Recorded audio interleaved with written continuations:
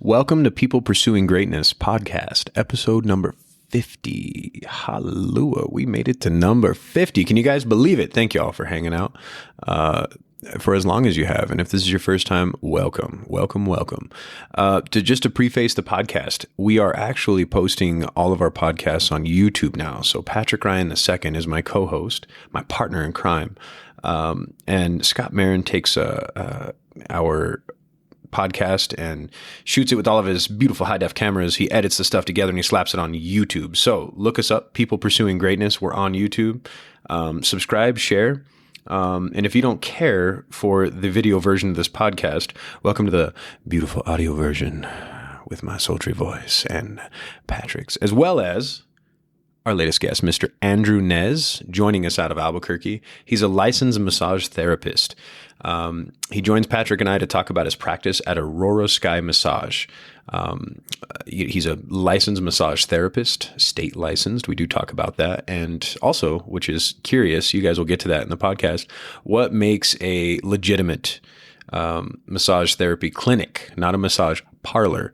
Little things like Christmas lights around the windows can tell you that you may have the wrong type of ending for your massage if you go to the wrong massage parlor. So Andrew is definitely the complete opposite of that stereotypical, tongue-in-cheek joke that you would have about a massage therapist. And he's an expert in his field.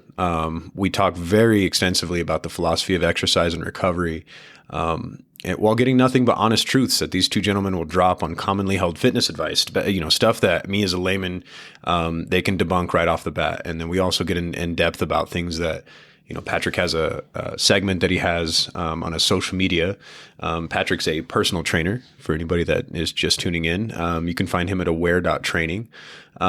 Essentially, Patrick has some funny, shorts that he'll put out where he basically has, shit my clients will say. So this is, Morgan is, I am a straightforward person. So I like to throw out the dumb shit that I've done in the past and have Patrick and in this case, Andrew, kind of give advice and maybe debunk some commonly held stuff that I've been taught, being around the gym bros and the track bros and the whole bit. So, even if you fall somewhere in between, there's going to be something in this podcast for you. We talk about finding a holistic approach to staying in shape, real world criticism and how that can make you a humble person. And then just speaking up and talking about how something hurts and maybe you just want to get some help with some part of your fitness journey. So I hope you guys enjoy this. You can find Andrew and his business at auroraskymassage.com. He is taking appointments. The man is highly sought after. Patrick was the one that, of course, had sought out Andrew to bring him on the podcast, and we became fast friends. And I think you guys will enjoy yourselves. So, again, check us out on YouTube. Links to everything is at ppgpodcast.com. And we appreciate you guys listening. You guys stay groovy out there and keep pursuing that greatness. Cheers.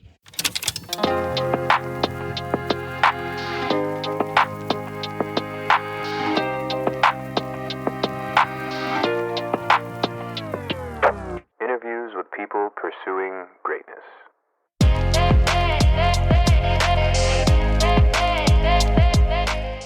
All right, so we got Andrew Nez on People Pursuing Greatness podcast. Welcome, my friend.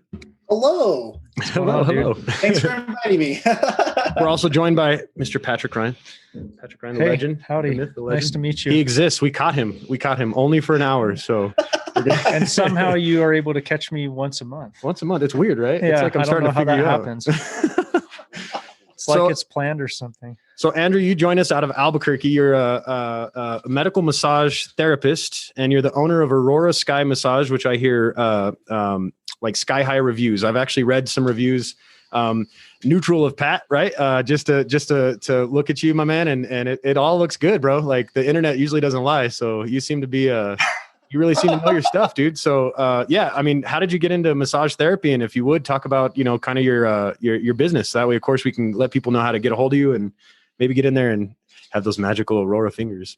Ooh, well, since we only have an hour of time, I will give you the Cliff Notes version. So really what got me started in medical massage therapy, I mean, I've known Pat for almost, 13 years, Pat? Yeah. Oh, yeah, really? it's been I a didn't know while. that. Yeah. So Andrew and I go back to college at UNM. College. So, I, like most graduates, I graduated from UNM with my bachelor's in exercise science. Had no fucking clue what I was supposed to do. So I finally just said, I'm going to put my hand into every little thing that I think I can do. I took a couple of internships after I graduated, and one of them happened to be a massage therapist assistant. So it was just kind of like, I got to check in on a couple of things, work with some Did of you the squirt the clients. oil on? Is that how that worked? Were you oil and then they jumped in with the No.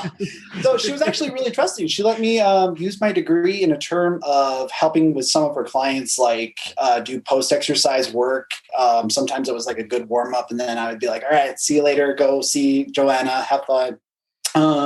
That's cool.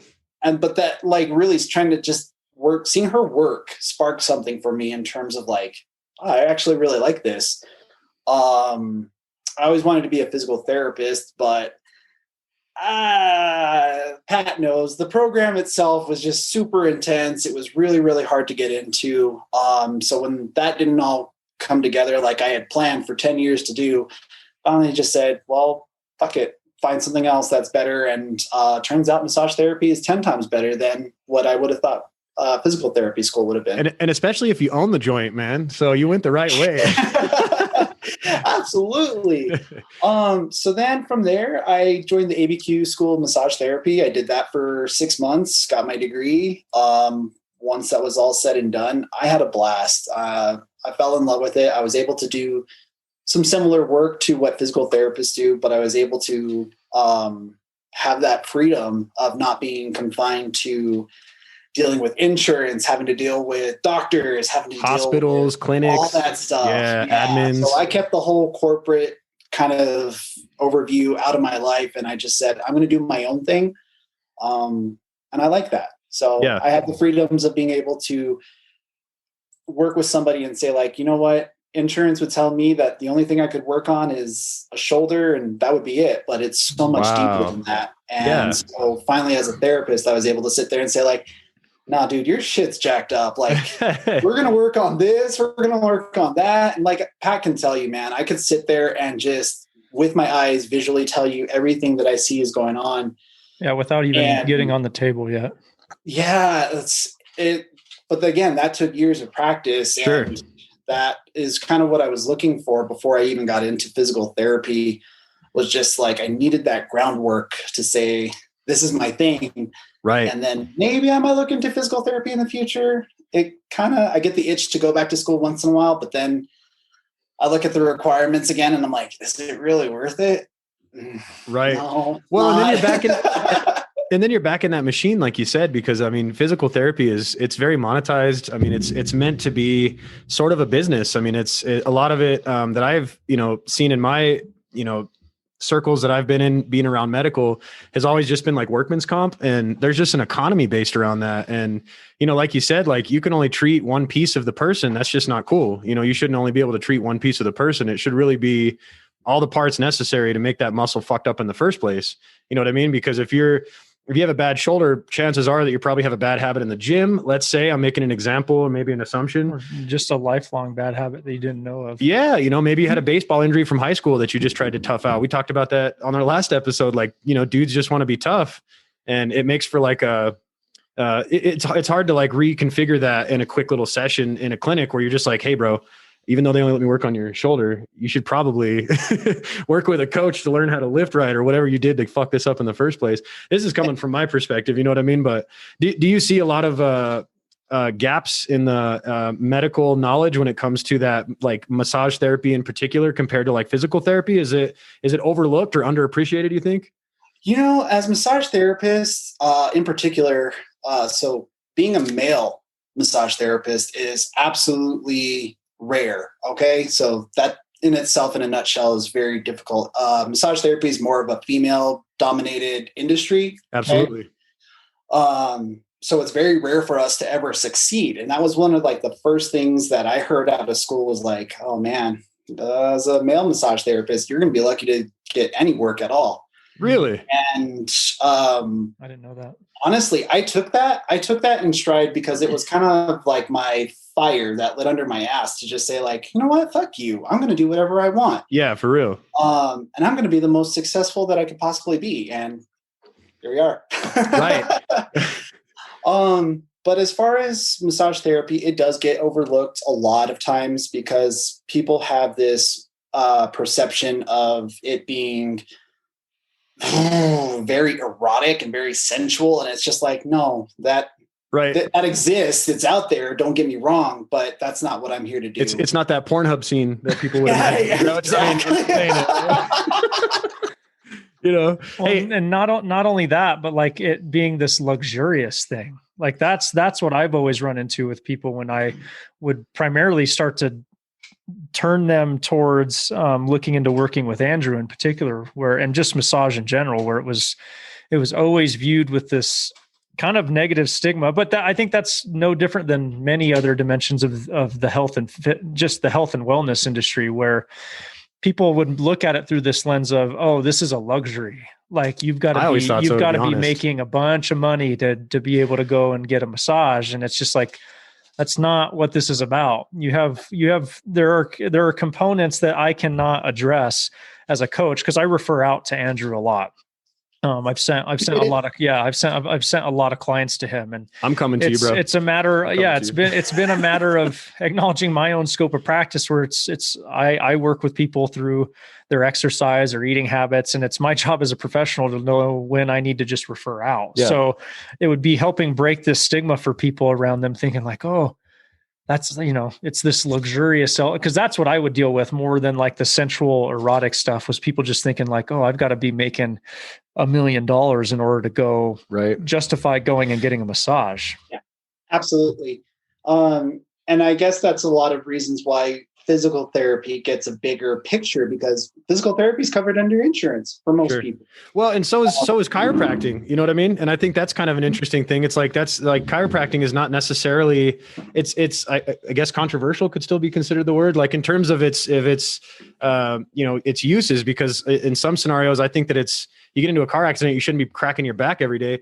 I'm just saying, like some doctors like honestly say that. They're like, they don't understand why they get that money the way that they do. That's looked at as almost like, don't get me wrong. I mean, a huge swath of the world's medical professionals will, of course, push somebody towards chiropractic just the same as they would massage therapy, depending on their beliefs. But I still think that, for insurance to quantify that as being maybe better or more clinical than massage therapy is kind of an odd way to think. It's a very American way to think about it, if you ask me. You know what I mean? Absolutely.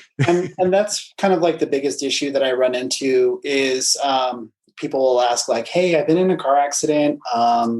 Is my insurance going to cover this? Really, it's kind of a gamble, because sometimes they will, sometimes they won't. And as a owner of a business, that's a really big risk to take, because if I've been working on this person for X amount of time, I'm doing all this work to work on this person, but I also take the risk that if insurance pays for it, great, that's awesome. But that could take anywhere from a year to 2 years. No shit, dude. Oh, wow. Yeah. So I'm waiting for 2 years. Right now, like one of my biggest problems is post COVID pandemic, there was a lot of insurance work that I was working on. So I had no issues with it because all my other employees were making up for the work that I was doing on other clients. So whether I was getting paid or not, it wasn't a big issue. But then all of the stuff came down, and then it was like, oh man, that would have really helped kind of keep things afloat. But then when insurance was just like, nah, we still got like another 2 years of litigation to fight with this. So you're just going to have to wait. So the idea is that you would actually have to wait till like somebody is awarded money out of like a suit. No shit, dude. That's so the insurance. So, okay. If I was to go, I have mainstream insurance, right? And by the way, I think that's bullshit. Insurance companies, that's bullshit. But so I have my insurance, right? If I was to go to you, would it depend on my insurance for me to get, I guess it would be like elective massage therapy, or would I have to pay out of pocket? Like, is there an option for me to use like a massage credit or some shit every year? Do they have that?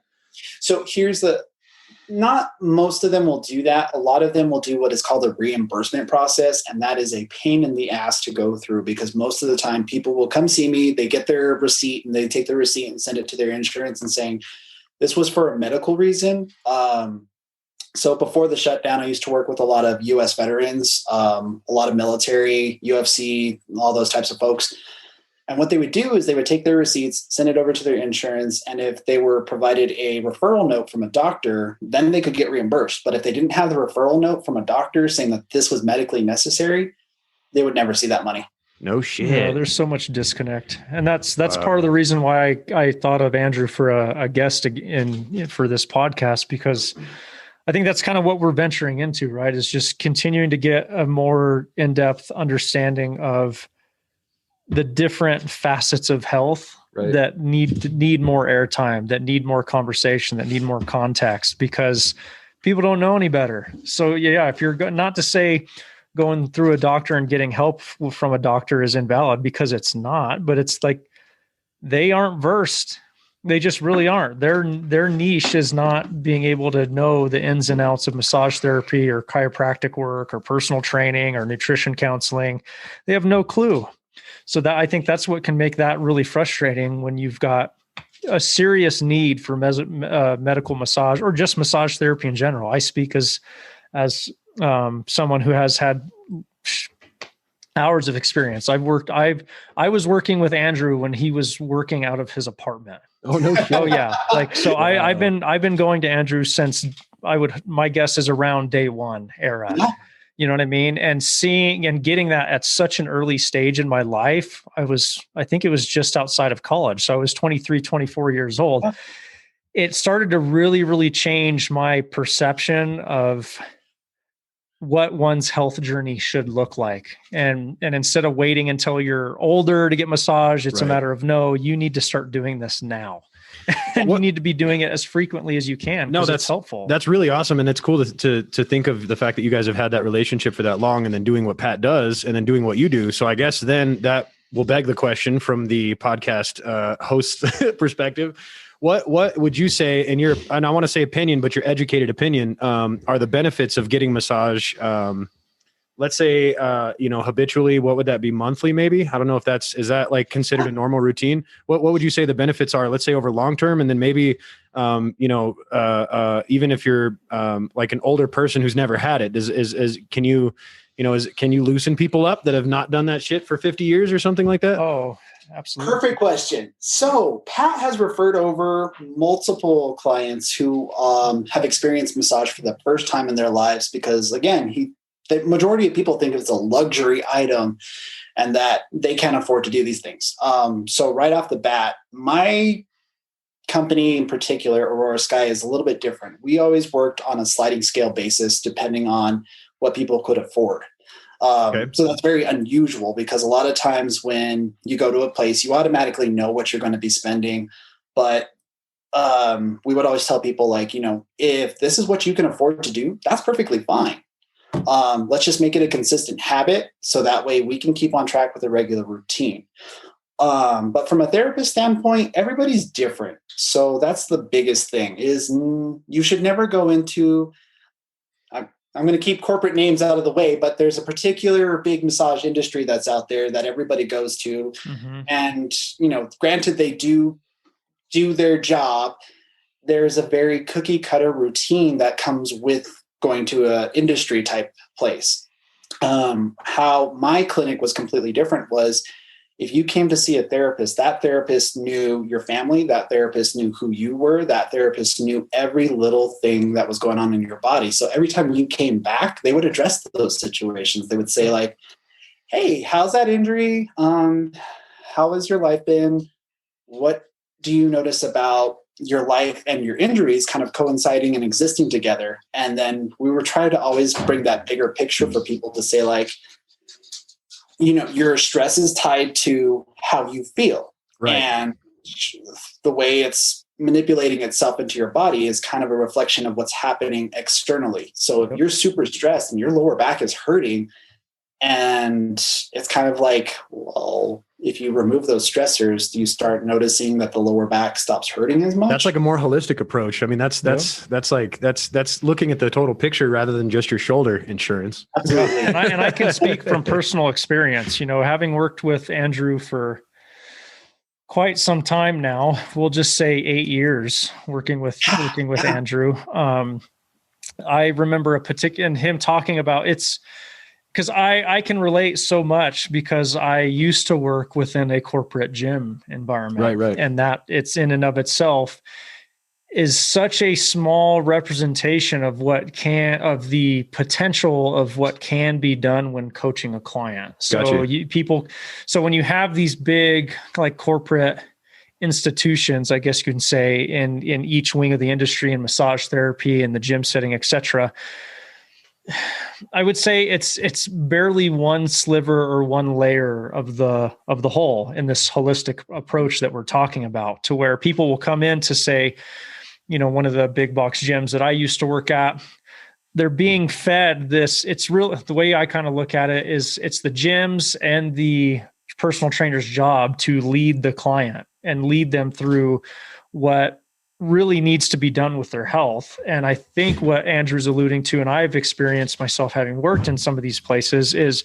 they're not doing a very good job of leading, because they're doing a horrible job of leading, because it's a very one-dimensional approach in taking care of somebody's health. So it's like, okay, in this particular case with massage, I'm sure I see a lot of overlap with personal training, where it's a matter of, okay, come in, we'll put you through a workout and then see you later, as if it's just this off-on switch of a session, as opposed to what Andrew's talking about, working with someone, getting to know them. It's all about context. This is part of why podcasts are so awesome, because you get context. You don't get rushed through a session with somebody. They get to know you. And I speak from experience through my journey, trying to just push things to the nth degree with depriving myself of sleep chronically for years. I remember this was in my mid-20s. I think it was like 2014, 2015. I had gone years sleeping 5 to 6.5 hours max a night, thinking it worked for that time, but this stuff adds up. And I was doing rigorous workouts on top of that. And Not to mention the beer and the drugs and the hookers. I'm sorry, we're just getting off course here. You're talking wrong. Sorry, wrong Pat. Yeah, but seeing that stress manifest itself in my body, to the point to where I was experiencing central nervous system fatigue, and being able to work with Andrew on that and getting a better understanding of, hey, you may not want to hear this, but this isn't something you can't out exercise. You need to can't focus. Out youth anymore. Yeah.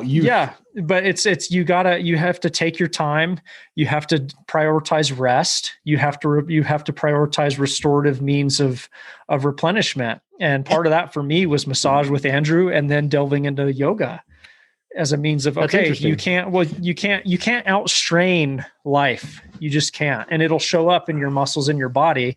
And working with somebody like Andrew is great to have in your back pocket, because he will be able to see that on a much different level, because he's trained in that. You just come in with like, hey, I've got an issue in my shoulder, where he can look at that, and mitigate things in the shoulder, but see that it has to do with an entirely different part of your body, because newsflash, everything's interconnected. Right. And he's able to see that.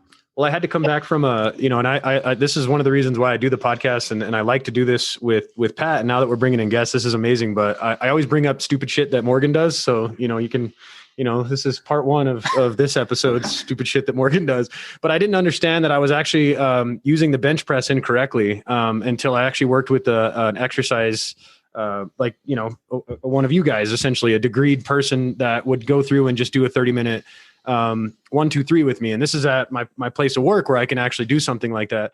So I was able to go through this, and he's like, do a couple for me. And he stopped me through the first rep, and he's like, man, your form is trash. He's like, it's not that it's egregious in itself. He said that if you're doing this consistently 3 times a week, this is why your shoulder's starting to pinch. And he's like, if you haven't torn something, you're lucky. And he's like, the way you're explaining the issues, he said that you probably should change and listen to me, essentially. He was more humble than I'm, of course, making it sound, but he was just like, bro, what the fuck are you doing? Basically, in a nutshell. And so he taught me just basic stuff, how I was, just to make the example, clear, I was actually pressing out with my shoulders, like in front of me, once I would have the bar all the way out.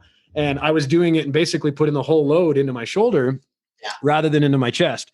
And because my left side's always just been weaker, I thought I've always tried to overdo it. And eventually this shoulder started to catch up with me. I didn't know what warming up was. And we went through a whole a thing where he said, you're getting to be north of 30 now. He's like, you should be smarter. And he's like, if you want that shoulder to also not, fuck with you, you need to start warming up. And again, he's not any levels that would be, considered a massage therapist or a physical therapist, but he tried to like kind of cross that boundary where he said, listen, what do you do? And that's what I like about you guys is, you look at what do you do? And then you take that holistic approach to say, this is probably what's happening, and it's because you're doing X, Y, Z. Usually I don't know how you guys refrain from not saying stop it, stupid, like a lot, because that's what it's an art. It's a daily struggle. Oh, let me tell you. Because it's got to be frustrating, to like give somebody advice and then they don't listen to it. Like I have a physical therapist that I've been seeing because and I think I talked about this in the last podcast, but I stepped and twisted my foot, basically like so I'm talking about overpronating to the inside. If this was the inside of my foot, so bad that it twisted all the way up into my knee. And the dude's been trying to, help me work things out, but it's one of those things where he'll tell me, okay, I'm going to do some stuff. And then you go test it out with this amount of mileage. And it takes everything within me not to go and fuck up my PT's advice and go do 6 miles or 8 miles and blow the knee back up. And, I'll press it just 1 mile more. And I come back and my knee hurts. And he's like, I go for my next session the next week. He's like, you went further than you're supposed to, huh? Yeah. So like looking at life habits and then how they can essentially be corrected and slight corrections, as Pat likes to put it, and come back. I think that's awesome. That's your mindset when you go into a patient, Yeah, absolutely. So a lot of it comes down to like in your particular instance where I'm glad that you're being proactive, because that's a lot of where massage therapists do not get very much leeway. This is the best way to put it. Unless you are specifically trained to tell somebody, or you have a personal training license attached to your massage therapy license, there's a thing called scope of practice. And so me as a massage therapist, I could not tell you how to exercise. I could not tell you what you're supposed to do in the gym, how you should be doing it. Sure. But the hard part is that when we go to school, we are trained how to teach you how to do that stuff. And so it's like, if it's not in my scope of practice, why is it in my curriculum? Right. Right. And so when I asked my teacher that, she was like, well, so here's the thing. I would rather you take this information now, because it's going to help you do a deeper understanding of the way people move in terms of movement patterns. So just because somebody is screwing up really heavy in the gym and I can't correct that, but I can easily just as much say like, oh, that's a really interesting form, but let's try to switch it up to something that's a little bit more effective, is the best way to put it. And so that way it kind of takes that stigma of like, I'm telling you what to do. Right. And I'm immediately telling you what you should do is stop.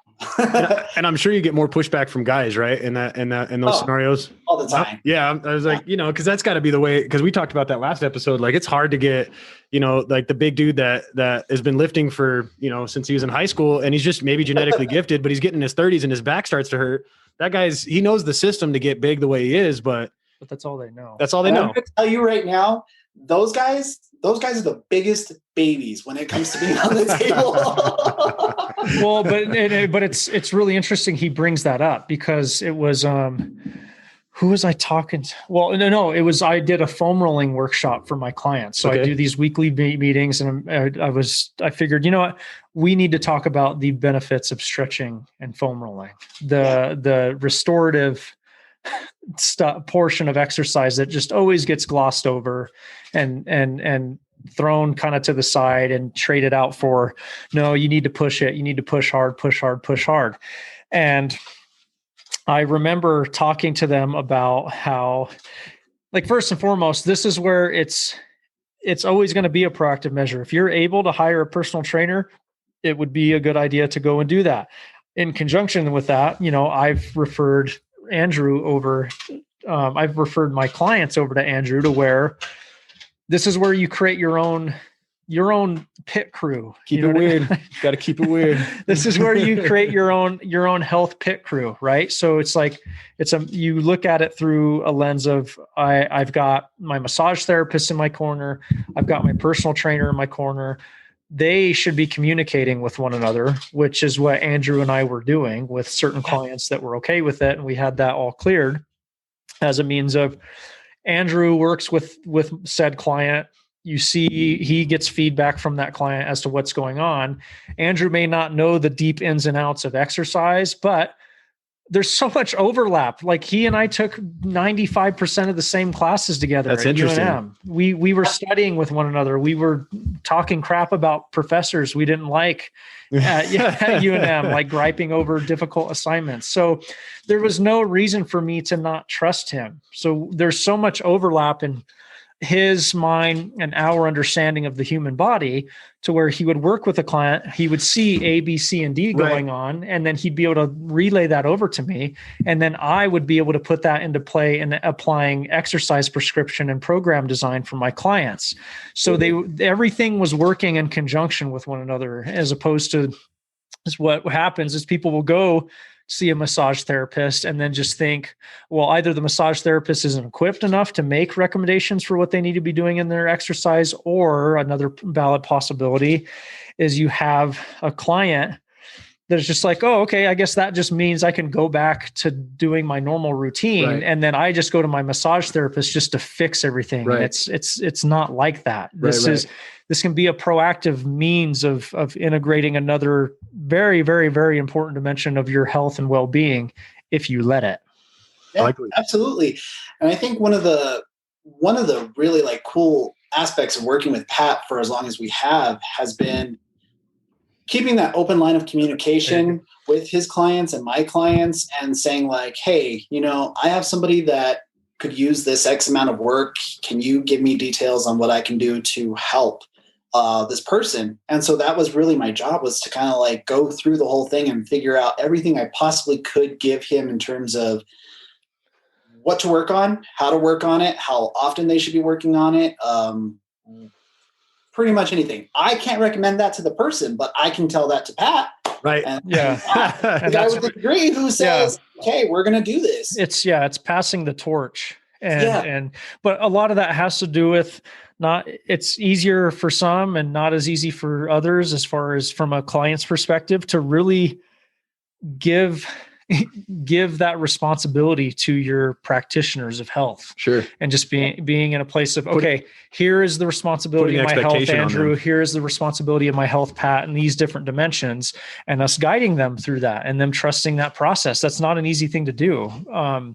One other point I wanted to make relative to what Andrew was talking about, as far as maybe the more meathead related or meathead types being the biggest babies on the table. It's very interesting he says that, because you'll have individuals that you could put them through the most difficult gym-based conventional workout, and they have the endurance for it. They don't sweat as much. It's not as difficult. But I have had instances where with those same, and this is an extension of what Andrew's talking about, and I'm sure he's had plenty of experience with this, where I would have clients that would be working with Andrew. So then I would start changing my workout routines to do more dynamic warm-up based routines at the beginning of the session, to just, you don't need to be pounding weights all the time. And these individuals that were always, and it's very much a guy issue, these guys that were always complaining about, no, when are we going to hit the weights? When are we going to hit the weights? Like, this isn't a workout. And I said, well, let's just do what I've lined out. And even at this point, just do the dynamic warm up and foam roll, and let's see how we feel. And these dudes would be breaking out into a severe sweat. Oh, their heart rate would skyrocket. And I was not putting them through anything, anything near as difficult, generally speaking, as what you would see in a conventional workout. Right. And they would be sweating bullets. Wow. And so that's a completely different dimension of one's health and muscular endurance that's not being addressed. Can we agree that doing that is also beneficial to confuse the muscle systems? I mean, I that's not to take it off on a tangent direction, which is a whole nother conversation, right? But do you think that it, like, is that how you sold it to them essentially? Is that you've identified a weakness with them that I know how I sell it is, do you want to move or not? Right. Okay. You're right. No. I got you. No, because it's yeah, exactly. That's exactly it. I'm over the whole muscle confusion thing and from my understanding, as time has gone on, the whole muscle confusion thing, it's just a marketing term. It's not nearly as valid of a thing. It's kind of like you were talking about earlier about lactic acid. And I was like, hold up a minute, dude. Like lactic acid is not a thing. And Andrew can attest to that. Because these words. That is my favorite thing whenever somebody comes in, they say, oh man, I got some lactic acid buildup in my triceps. And I'm like, whoa. So it's not. I'm going to educate you a little bit about what's actually going on and tell you. And what makes me laugh is when it's actually a doctor or it's a physical therapist who come forward and they present that information. And I just kind of sit there and I smile because I'm like, yeah, we're gonna have some work. Yeah, and we've learned, Andrew and I have learned that shift in the exercise physiology world. We learned that 10 years ago. Yeah. You know, we were like 19. It was more than 10 years ago. It was like 12 years ago. And still that misinformation still exists. So I believe it. I mean, I didn't know what it was when I'm, if I'm running, if I'm doing a speed workout and my legs start to just, burn like a motherfucker, I always thought that was just lactic acid. That's what I was always told. But, he was like, pump the brakes. But and in the same breath, I never thought that any of the stuff that also went with those old wives' tales, if you will, ever the remediation techniques, it's like holding your breath to get rid of hiccups. There's just none of that shit worked. And it's because there was never an understanding, you know what I mean? And even when it came to foam rolling, I had a chiropractor that sold me on foam rolling to get out of my IT band issues. And he didn't really know how to explain it to me, but he showed me a couple stretches I could do on my bed.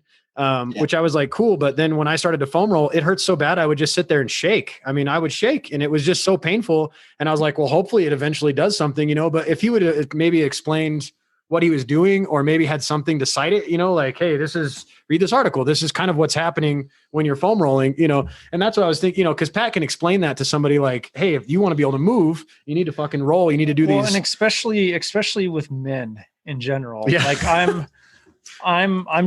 not going to hold back anymore as far as trying to frame this as like, oh, this is muscle confusion. It's like, no, you want to have a family one day. You want to have kids or you have kids and you can't keep up with them.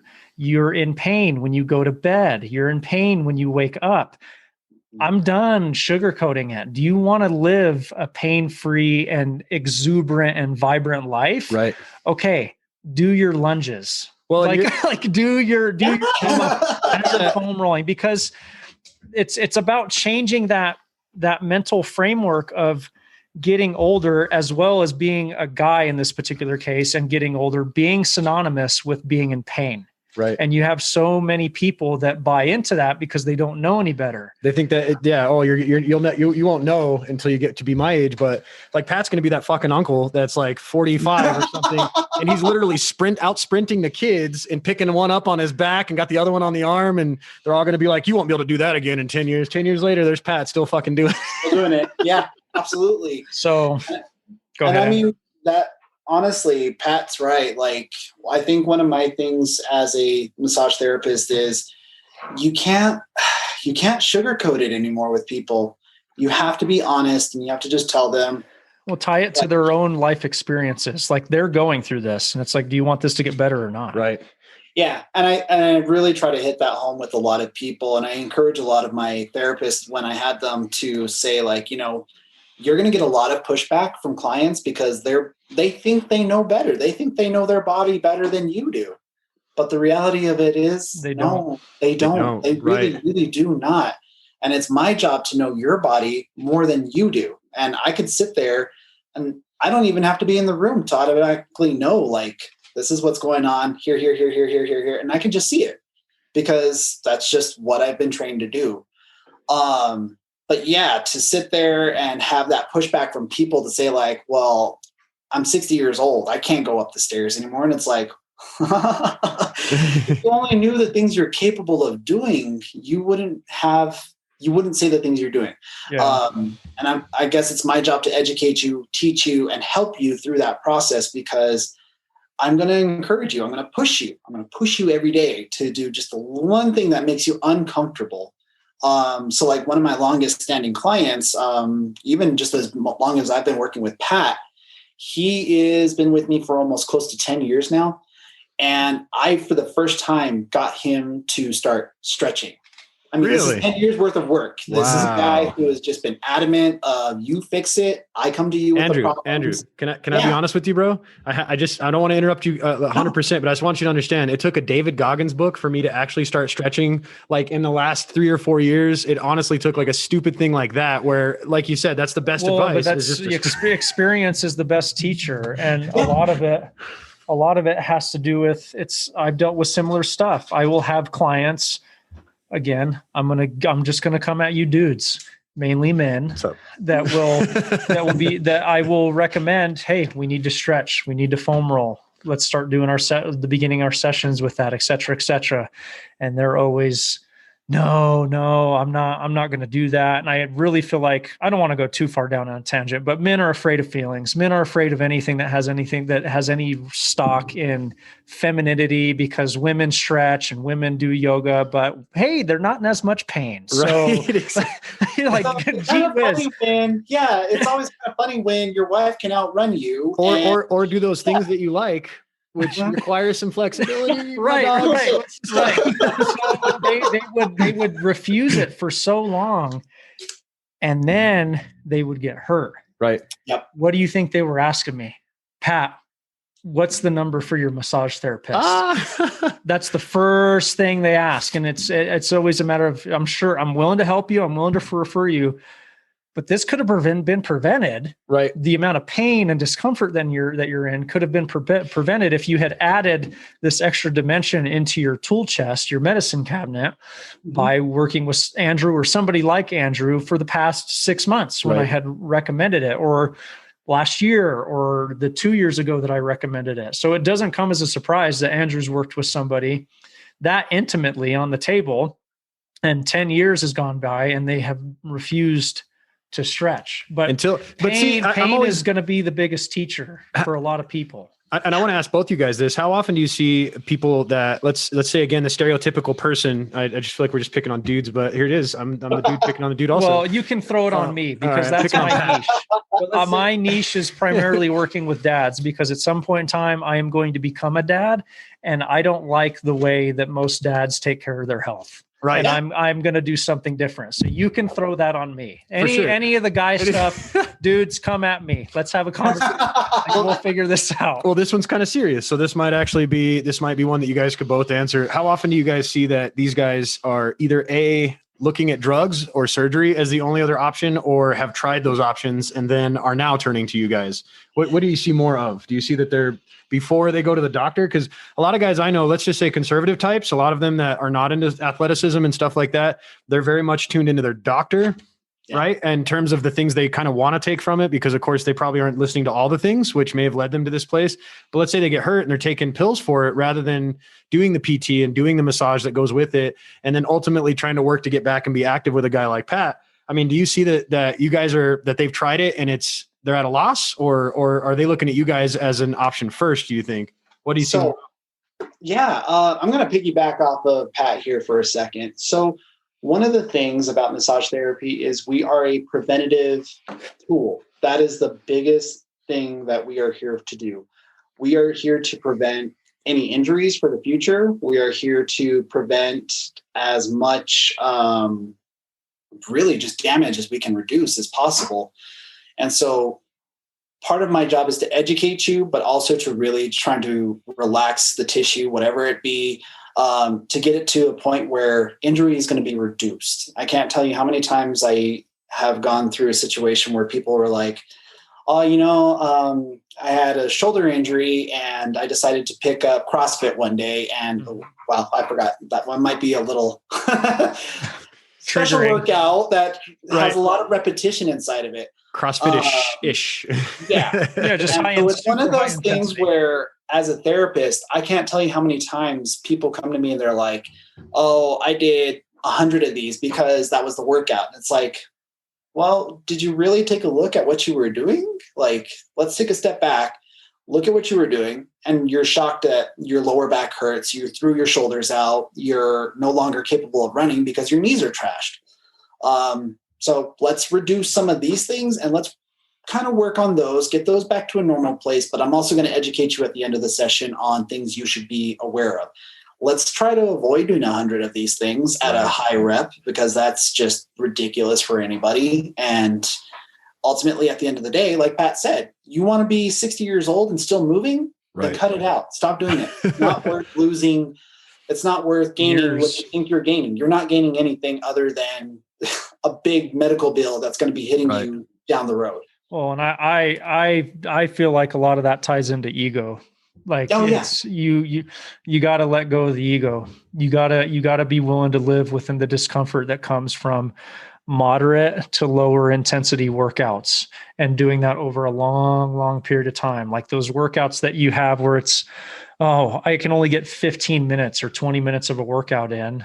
Well, just do a nice, easy, normal workout. Don't push yourself to the nth degree during that time. So I feel like a lot of it has to do with ego. You got to let that go, and you've got to be willing to submit and open yourself up to a different way of doing things. Because I see it all the time with a lot of the guys I work with. They're always coming back to the only thing that they know. And the only thing that they know is pushing hard in the gym. Redlining. Pull, yeah.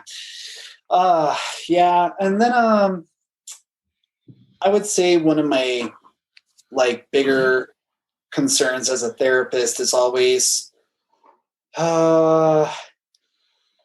so there is an whole holistic side to massage therapy. Of course, there has to be, because you got to be open to those things.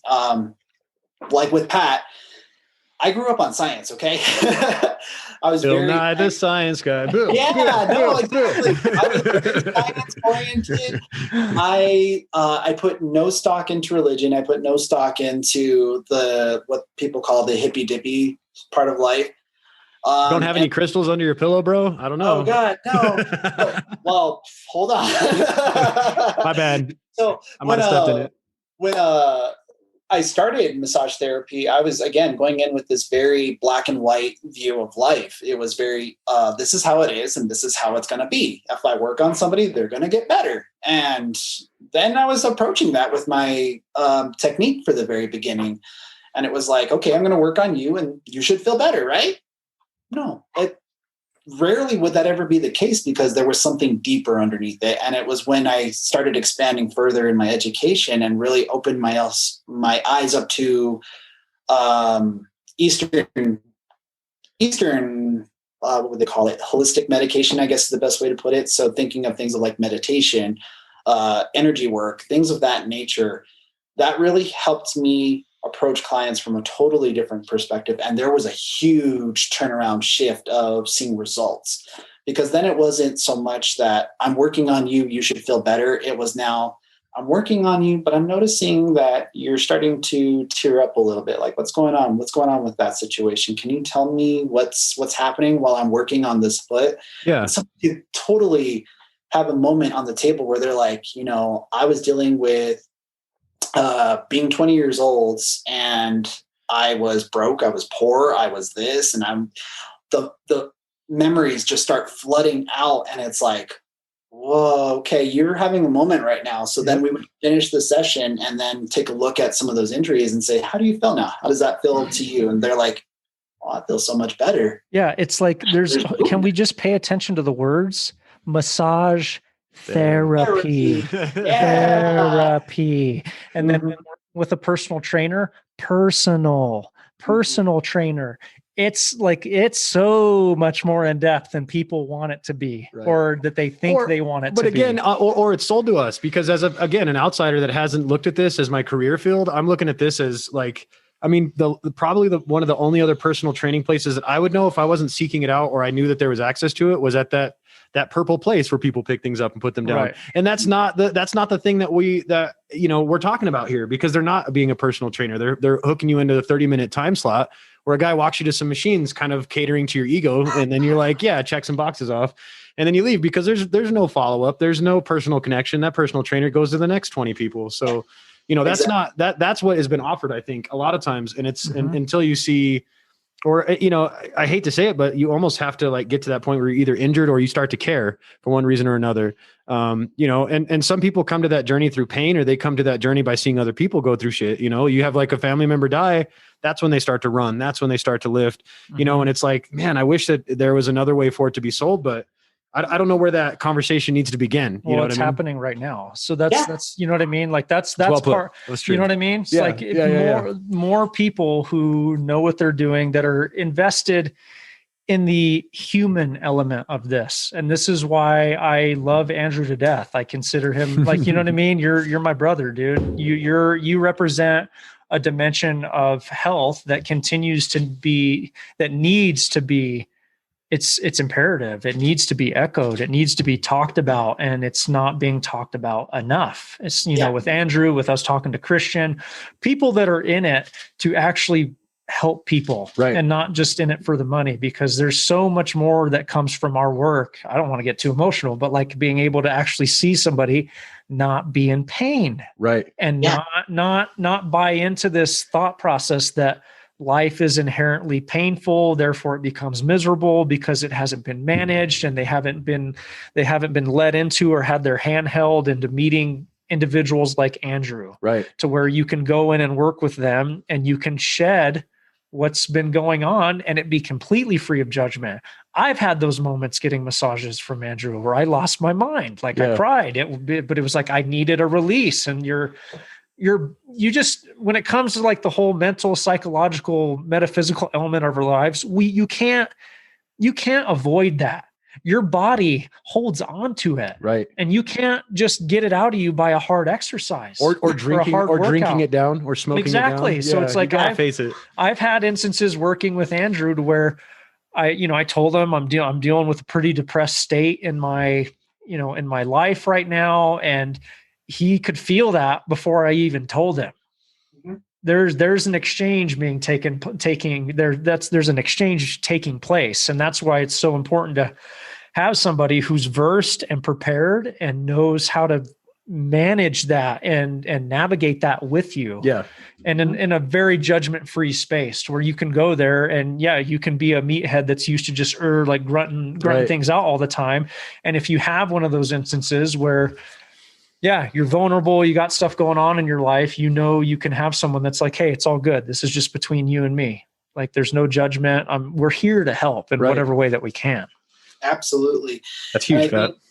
That was so beautiful. Thank you for sharing all of that. Yeah, absolutely. I do appreciate everything you said. One of the biggest things that I always find interesting is these people with a very, as you said, conservative type approach to how I should do my job. People come to me and say, "Oh, you're just the guy that works on my muscles and that's it." And it's like, if that's how you view it, it's like your body is and that's it's like, wait, you keep saying your body's a temple, so then that's not the way to view it. It's so much more. Do you feel like you break that stigma quite a bit, like when you have clients come in?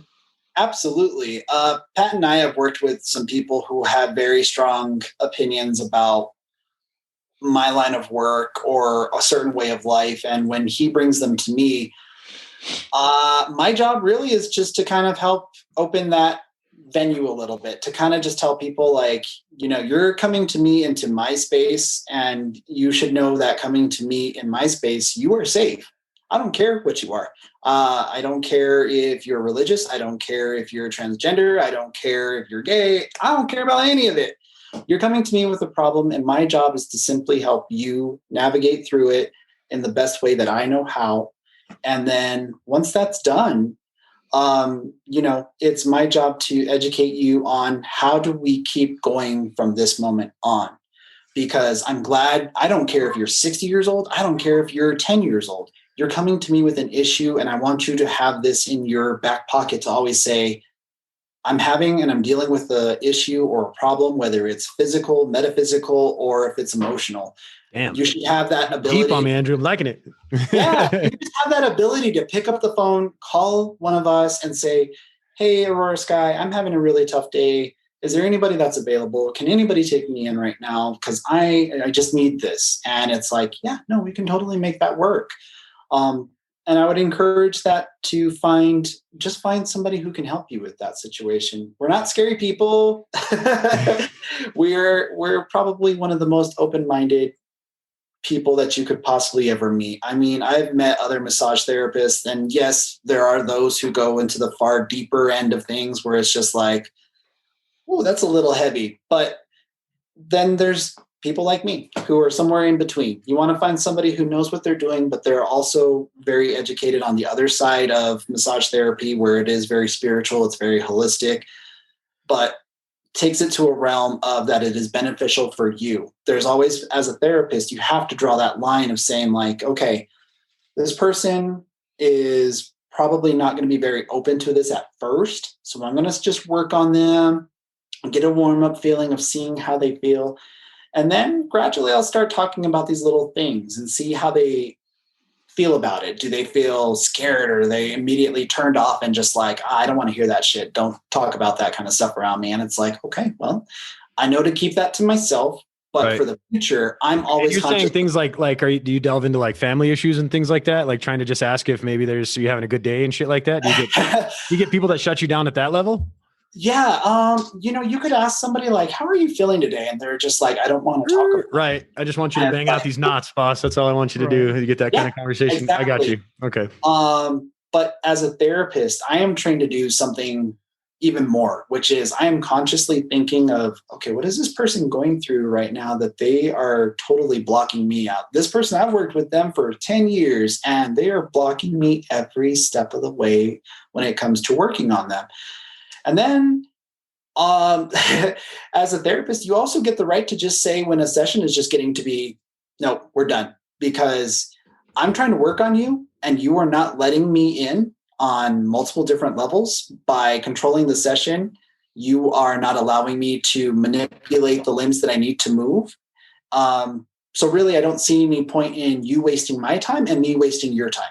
And I think that ties into where I think people get very confused, as it's, and that's where I come from, where people confuse having a personal trainer and having a massage therapist as a luxury. Right. Because what Andrew's talking about, correct me if you feel differently, Andrew, but what that makes me think of, because I've experienced it, people feeling like, oh, this is the luxury business, so I can hire a massage therapist and I can hire a personal trainer and I can just tell them what I want. Like a personal assistant kind of a thing. Yes, 100%. Okay. That's interesting. I never thought of that. I've learned a lot in my almost decade working with clients in person.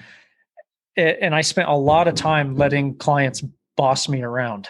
And that's not what this is about. And I think that's what Andrew's alluding to, as far as if you are really wanting to get the most benefit out of this, you've got to trust me. Right. But that'll manifest itself in numerous ways. You have a client that took 10 years that was willing to actually get down and help and start doing stretching.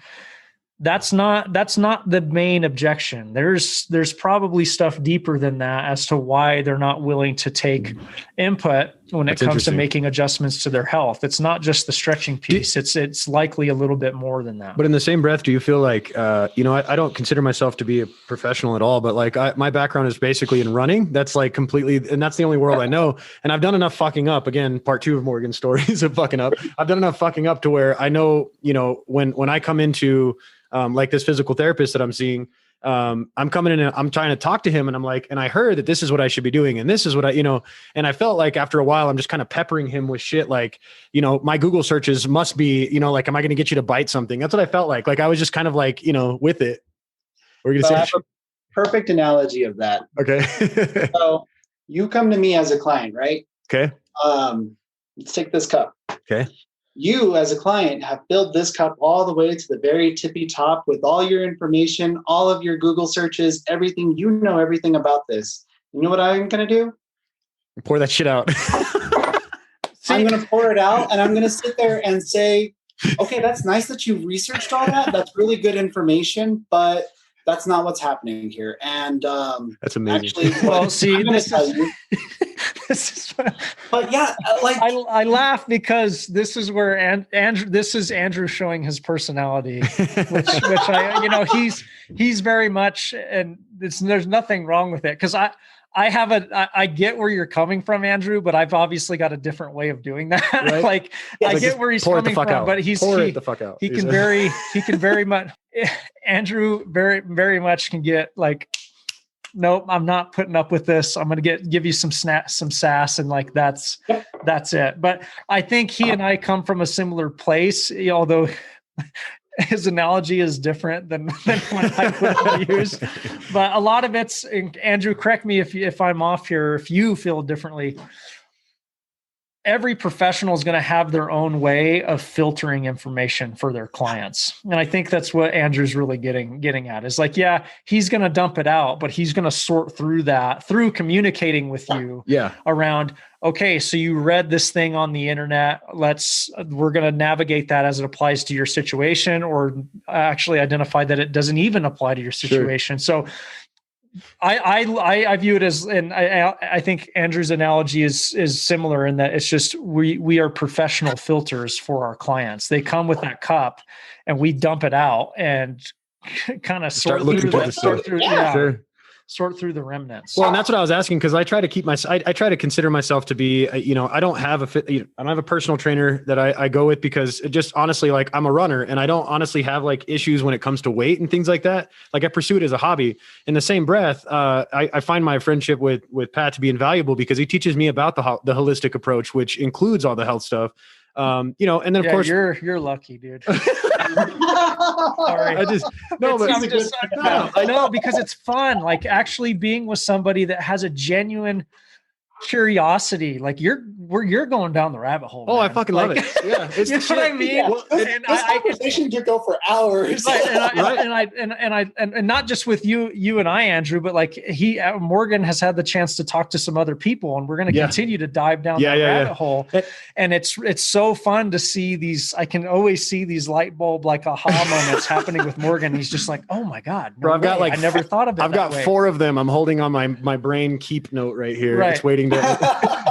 No, and it's fun, like letting that's what because I love it so much, because I see a lot of that in me as well. Like I'm always, don't stop being curious about your health. Don't stop being curious about learning about different means of helping taking care of yourself. Sure. And that's why I always go back to that medicine cabinet piece. Diversify the hell out of it. Learn how you can get help with massage therapy. Learn how you can get help with a personal trainer, yoga, chiropractic, actual counseling, with a psychologist, all that kind of stuff. It's let curiosity drive you and drive that journey. And anybody who knocks it, they ain't your people. Right. Like go find people who build you up, who are secure enough in themselves to be like, hey, I've never, and I'm speaking from experience, you're a living example. We're talking about areas of one's health that aren't talked about enough, around getting massages and the more restorative self-care pieces of one's health. Well, and anybody that comes to you, like you said, with some of that cup full, which is what I try to attribute myself to kind of being, is that kind of guy. Cause I will go into a doctor's appointment for a fucking ear infection. And I'm just like, I remember having a long conversation with the doctor. My wife is like, when the fuck? Wait, you actually had a long conversation with the doctor? I caught him off guard. How did that happen? Because you make a valid point. Cause usually they're in and out, right? For sure. It's like, okay, ear infection. Here's a prescription. Bye. And that was where he was going. And then I was like, well, let me ask you a question about energy drinks. And then he's like, oh, and then I kind of piqued his like actual interest. He was like, okay. And then from there, it got into talking about foot maintenance when it comes to runners and like my toenails falling off. And it's interesting to just catch somebody off guard, because sometimes it's just like, I don't know, maybe this is a bad example, but like a military guy going back to his training. Sometimes if you catch a doctor off guard, the fuckers will just spit with some definition type shit, and you'll learn stuff. And granted, that may not seem like it's beneficial, but in the long run, I saved that trip that I would have had to have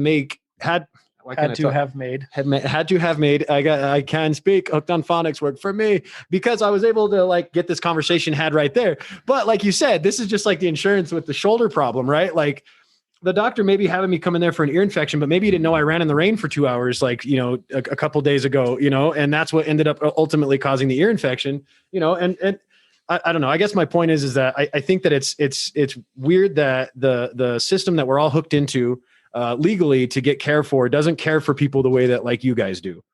Well, you know what I mean? It's just not viewed as a synergistic. It's not viewed through a synergistic model. Sure. The model that is in place, everything's just fragmented, and it puts a lot of work, for better or for worse, I don't know, but it puts a lot of work on the individual to go on that seek that shit out. Yeah. And go on that expedition themselves. That's why I got water in my cup, Andrew. That can be that. Yeah, exactly. And that can be why people feel paralyzed. Yeah. It's so you go to a doctor and they're not referring out and helping create this path and this trail for you to move on to go meet somebody with like Andrew, and then Andrew creating a path to maybe somebody like me or somebody different. I want to be able to, this is an extension of the bridges I want to build with other professionals to refer out. I want to build a bridge with more of like the psychology or psychological counseling element, therapeutic element of things, because you cannot focus. I don't necessarily buy it, or at least it just doesn't work for me. I can't focus on just lifting weights all the time in order for it to solve my life's problems. It took care of some stuff for me in my early 20s when I was a very angry guy. I was dealing with life traumas, but at some point in time it gets boring. I'm not angry anymore. Well, I've got to find other means of therapy and exercise and self-care and help that are going to continue to help me on my path of evolution. And I think that shouldn't be any different for anybody. Yeah, I let a lot of my anger out through running. And eventually I got to the point where I'm able to run marathons. And it's like, how destructive can you be to yourself before eventually, you know what I mean? Like, because you can't get that anger out anymore. Now it's like, you need to be smart about what you're doing. It's not like I can go out there and, just start tearing apart, super fast times, redlining my heart every day, all the time. You can't do it, So eventually I think that ends up going to another place. You let that stress or that anger out in a different way. Maybe you're more healthy, and I think that can be what you're alluding to, is that maybe you're more healthy in terms of your physical appearance, but maybe your mind and your spirit didn't quite get there. And then it gets let out, like on Andrew's massage table or in a gnarly workout that Pat put somebody through, and it finally just clicked that switch, where, they needed to have that therapy aspect to go with their medicine cabinet and their holisticness, holisticness. I'm making up words again, Pat. That's a word. The holistic nature. We'll make it a word. As a group, we should make that a word. Yeah. Holisticness. Right. But it really makes me think a lot, and it's just following a few of my favorite artists, musical artists, and them. Oh, we turn to music. There's some parallels that I see here, because I'll have obviously and I think a lot of people will relate to this, and many artists are probably this way, where say they've got their big hit, and it primarily being like a rock and metal fan in my youth. So I'll just use an example like Tool, for instance. A lot of their stuff was very aggressive and could be viewed as very angry. Yeah. That's a representation of that artist's life at that point in time. He blew his knee apart from hitting his knee his foot on the ground on the stage all those years from his Maynard. Oh, I didn't know that. He had to have his whole knee rebuilt because of just slamming his knee from the music. Like, that's how aggressivly he embodied it on repetition, stage. Right? Yeah. And people, fans would be, I think there was something he was saying something to the tune of, there's certain songs that he just won't really play anymore because he's not angry. Yeah. He's not in that space anymore. So, but fans would continually ask for certain songs from this album era. Yeah. Like, I need this. Well, Korn's the same way, right? But it ties into people evolve.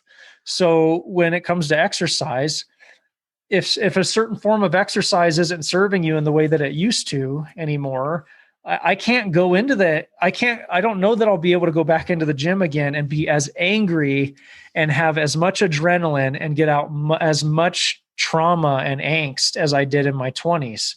But guys try to recreate that as they get older. And you got to find way, if you're getting that feedback to where you're not as angry as you were before, or you've gotten through one of the main things you've gotten through, it doesn't mean you have to keep beating a dead horse. There are other avenues of exercise that are just as valid, that have just as many health benefits, that you'll be fine just giving a shot. Right. And I always thought of the artist piece, because you're trying to recreate something that may not need to be recreated. I say that, yeah, that's an excellent example, like, especially with metal bands. Cause like in their early days, I mean, they're eating like, they're they've got little to no money. They're not nourishing themselves. They're abusing massive amounts of drugs.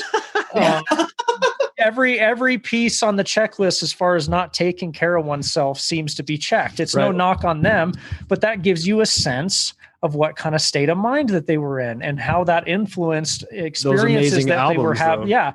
That speaks a lot to art in and of itself. And I don't want to go too big picture, but that speaks to life in a nutshell. Some beautiful things can come as a result of going through tremendous amounts of pain and tremendous amounts of trauma. That was beautiful. But you do not have to recreate that all the time, because that's all you know. You know what I mean? You don't have to always go back to that. So that's how I look at things through. Pat, are you saying it's okay for me to cry even though I have a penis? Yes. Okay. You heard it here, ladies and gentlemen. It is. You cried as a little one. You cried when you came out of the womb. That's a valid point, brother. You went through a myriad of emotions as you were growing up. It's a human experience. Let's not segment this by gender anymore. I wish I could just play like every day, like at every construction site before like all the, the guys like break out to go do their like construction guy work. You know what I want them all to watch? Construction guy work. I want them all to watch those, like, when the army vets and the military vets come home after like years and their kids just lose their fucking minds. Every time I'm like, oh, like you cannot watch that shit and tell me, I don't care if you're the toughest man in the world. You watch that shit and they just do like those compilations and you're just like getting emotion fucked. You're just like, it's too much. Well, yeah. It's too much. But it's called mirrored neurons. Have you ever heard of that? I haven't. Speak to me. Well, I don't want to speak too out of line, but long story short, I don't Google it first and foremost, but mirrored neurons, what it ends up coming down to is you see mirrored experiences within other people that you've experienced yourself. So it's going to elicit a response. If someone is in pain, you've ever heard of sympathy pains? Oh yeah. Kind of like we're all interconnected. So it's not a male female thing. It's a human thing. No, and the sooner we get over that and open ourselves up to just getting whatever help it might be, whether it's personal trainer, massage therapy or whatever, the sooner you're going to be in a better state of life, and the sooner life can be more fun and more vibrant, as I like to look at it. And kind of tying into what you're talking about, Pat, in the massage world, we call that being an empath. This is what makes me truly, like me, myself, Andrew, is truly unique from any other massage therapist out there. Is because have you heard that before? Unique ability. I have. Okay. I have. Yeah. I have a unique ability to be able to look at somebody and feel what they are feeling and put that and project it into my own body. And that is why I'm very good at my job. It's because I can put myself into that person's body and be able to say, oh, Jesus Christ, like you've got some stuff going on and we're going to focus on these things. Do you feel that same way with your hands too? Like when you put your hands on somebody, can you tell the stress from the way that their tension in their body is and how they hold themselves? I tell people, I said, if I was to one day be in a radioactive accident and I lost my vision, my hands would be the only thing I need, because reading a body is like reading Braille. You can feel just everything inside of the tissue, and it's telling you a story. Really, it's kind of interesting. When you put your hands on somebody's body, you can feel the story of this person. You can tell, oh, damn, they've been through some trauma. They've been through like car accidents or where they hold their stress, relationships or financial issues. You name it. You can feel it inside of your hands, and it's really interesting to be able to sit back and manifest like that third sense of saying like, oh, wow, are you thinking about like financial troubles? And it's kind of an open-ended question. And so they're kind of like, well, yeah, I'm dealing with X, Y, Z. And it's like, okay, well, how can I help you in that situation? And then you start realizing the tissues start loosening up and they start getting softer. That's some heavy shit, bro. I like that. Yeah, like, come on, talk to me more. Tell me more about what this is doing to you. Because the more you're opening up, I am secretly in the back of my head going, wow, this is getting a lot softer. This is moving and this is gone now. This person has talked themselves through what their problem is. they recognized it first and foremost is recognizing that it is a problem.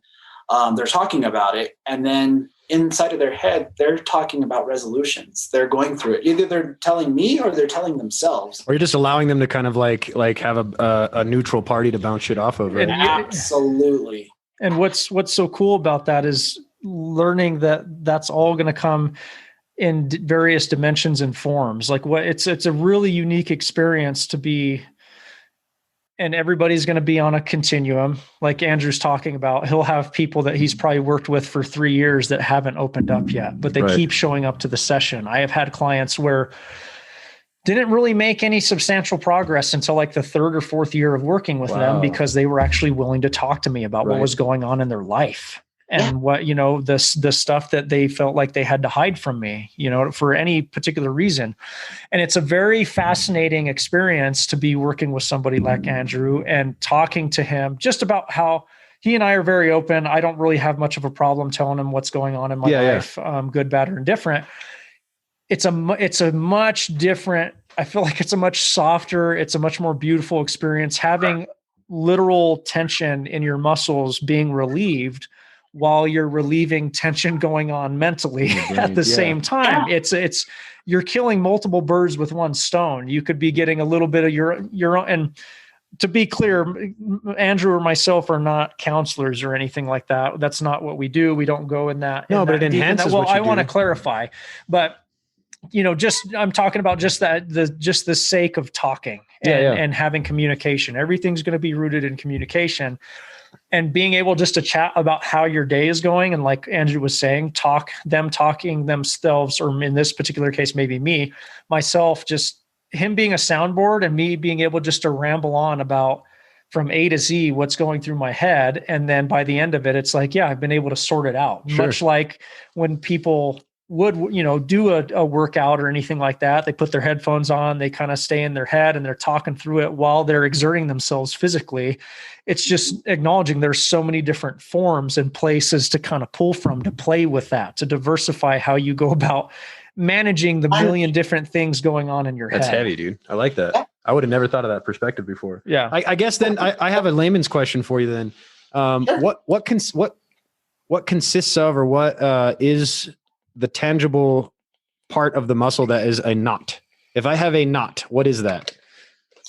So you have, that's a loaded question, but I'm going to try to simplify. Could it be? Yeah, sorry. Okay. So we have tendons. Okay. We have muscles. Okay. And we have something called fascia. So tendons are what connects the muscle to the bone. So that's what allows me to do this motion. Okay. Okay. But muscles get confused as to having. He's doing like a bicep motion, by the way. Sorry. Yeah. For you guys that are just like a curl. Sorry. Use that muscles have this innate ability to have other flexibilities. Like, no, your muscles are designed with 2 movement patterns. They go back and forth, or they can slightly turn, and that's about it. But beyond that, that's all they got. And then there's fascia. So fascia is this super intricate web that covers the entire body. And so if you've ever, this is going to sound so gross, but this is the analogy I always use, is if you've ever taken chicken, okay? And the skin, and you see those little tiny things that are like coating the top of the chicken, and they're like really hard to pull off, and they kind of make that gross snapping sound. Sure. That's fascia. It's in everything that involves musculature, involving meat, has it. And that is the web that lines your whole entire body. And so what I tell people is it's like a spider's web. Yep. Just because you tap on one edge of the spider or the spider web, that alerts the spider on the whole other end that there's something inside of its web. It's a ripple effect. The spider comes over and looks at it and says, that's where that is. So the body's the same way. Just because I can touch my foot in one particular area, it has to go somewhere. So my brain is registering it. Sure. And so what knots tend to do is the muscles have this thing of where they contract back and forth like this. Okay. So the fingers interlock and they spread apart. And what tends to happen is, let's say a heavy workout with Pat, right? and then people overdo it or something happens, those muscles will get tighter and tighter and tighter. Interesting. And then they contract. So this is a state of contraction. Now, this is a knot. They don't pull apart. I'm pulling with as much force as I can, and they're not going anywhere because these are locking it in place. And is this just from fatigue, or is this just like, and I apologize, like, I'm just curious what makes it not in the first place, just overuse? I think just about anything. Okay. Anything really. Sitting all day, like keeping and correct me if I'm wrong, Andrew. Like it could be through just a multitude of just repetition over and over and over again, as well as sitting and being in a particular, your muscles being in a particular position over and over and over again. Because as we're sitting, there aren't muscles that are just hanging out. The muscles like of our hips are in a contracted state for an extended period of time. So it's not always exercise exclusive. It's life exclusive. Right. Like truck drivers would have issues from sitting all the time. Am I right, Andrew?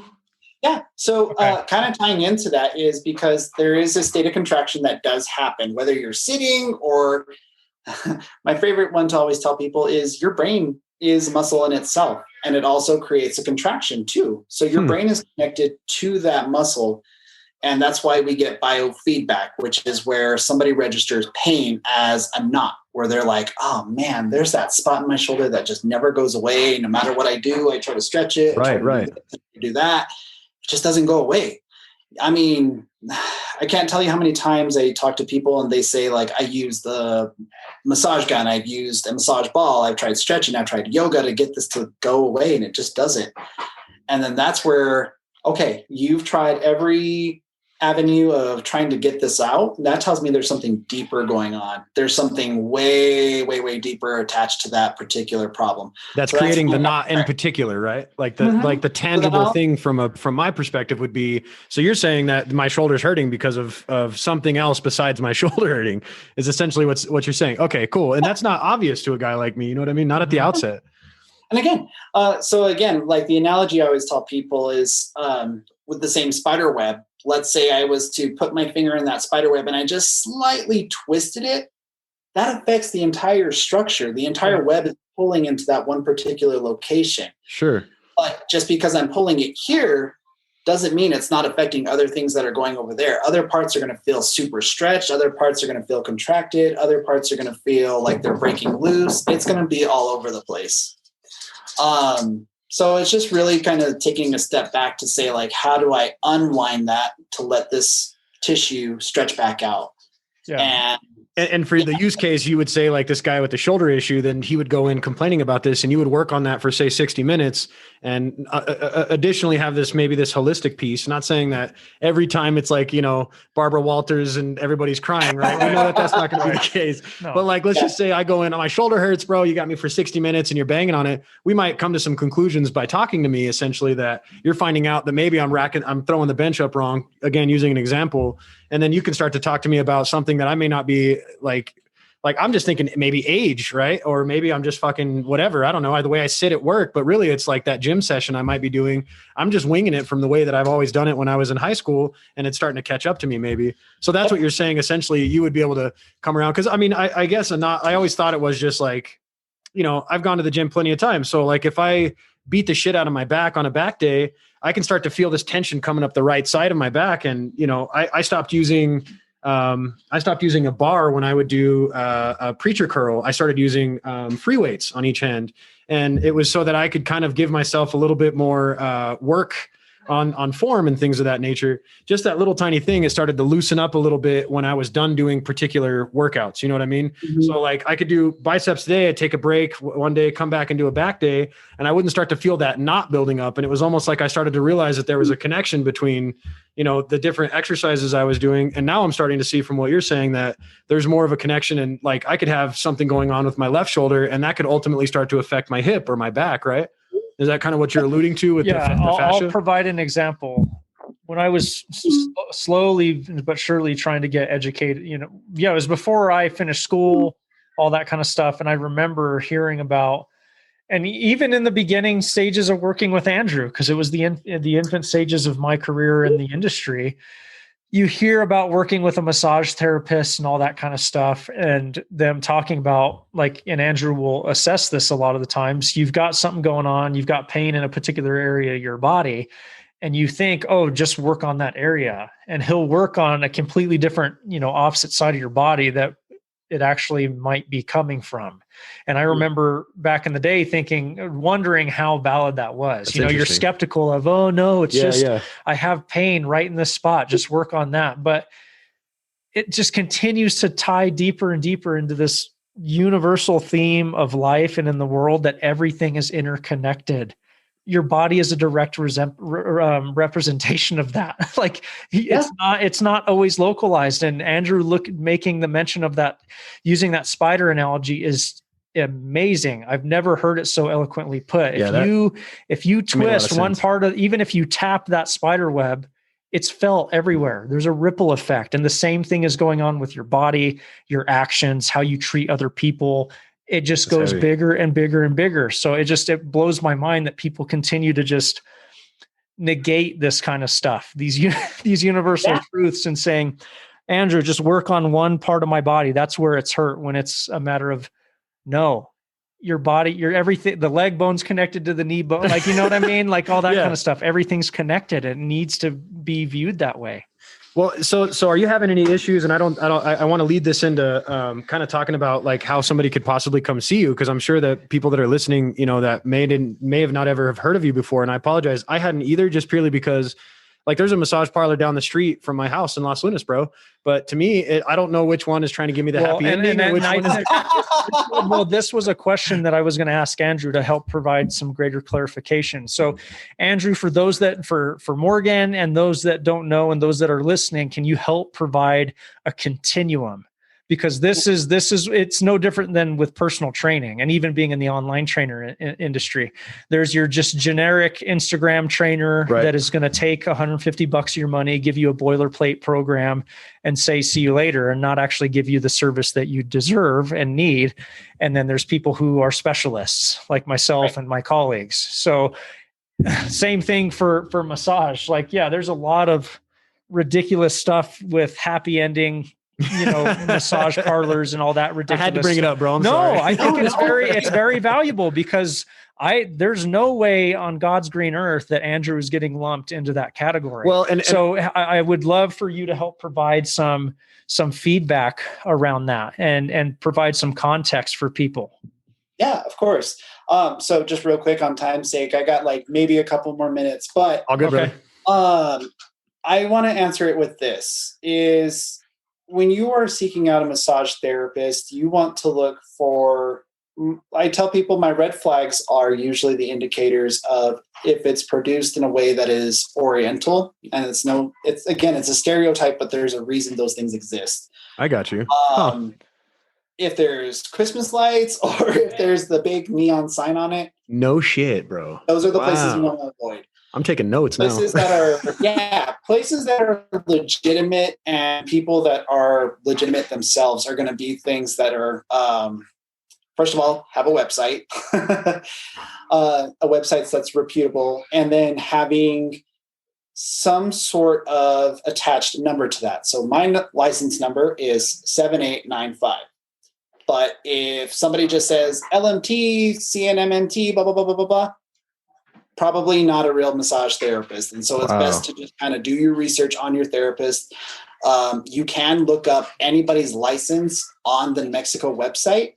So if people wanted to search me, they would just type my name in, and they would see that I have an active license and that I am practicing in massage therapy. That is huge, bro. I did not know any of that. Yep. And I'm glad that you just informed a lot of people. Beyond that, how would they be able to get a hold of you, and how can we follow you, man? Like, you guys are open during the pandemic, right? Like 100% now? So kinda. I'm doing half work right now, and it's just for my own sanity and my own sake of making sure I'm keeping safe on my end. So I've reduced my workload pretty significantly, but I still have one other therapist that works with me, and she's really awesome. But if people want to come see us, it's www.auroraskymassage.com, and our phone number is 505-355-8907. Perfect. And then you guys are open for business as of now, like appointment only, but sweet. Yeah. Oh yeah, dude. Okay. Yeah, I got an appointment with my boy on the 22nd. And yes, sir. I need to make one as well. Do you guys take United Health? I'm just kidding. I wish we could take insurance. I'm talking shit. No, I need to just straight make an appointment with you, bro. I had no idea it was that much of a mess. It almost incentivizes not even messing around with trying to accept insurance. Well, I had a boss that we had a special insurance at another job that would do acupuncture and massage, but it was like very small amount that you could do. Like you'd get like once 6 months or something.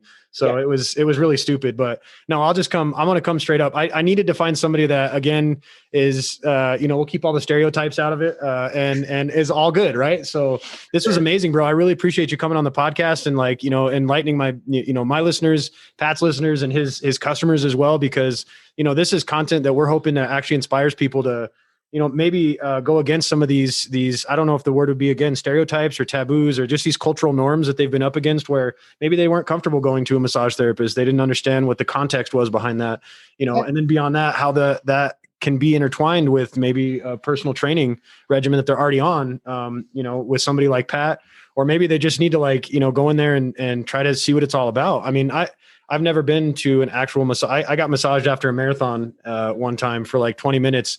And I was in the throes of death because I hated everything. So it was no benefit really. I mean, maybe if anything, I recovered faster, but it didn't feel good. I wasn't happy. So I want to go and actually do it. I'm starting a 100-mile race training coming up in March. So I'm going to be packing on miles, and I need to be nice and soft. And you need to be proactive with your training. And that's the thing. Massage therapy is a part of your training. It's not separate. I like that. Absolutely. Well, Pat, where can we find you again? I always like to give you the opportunity to reiterate. www.aware.training, and then on Instagram @aware_life_ABQ. Do you have any social media, Andrew, that you use for Aurora? Yeah, so we use Instagram. We also have Facebook, and again, it's just Aurora, AURORA, Sky, SKY massage. Sweet. All right, guys. Well, I appreciate you coming on, Andrew. I know that time is tight, and I really appreciate you taking the time today to come and visit with us, man. Awesome. Thank you, guys. You guys have a blessed day. Thank you. You too. Dude. Okay. Later, man.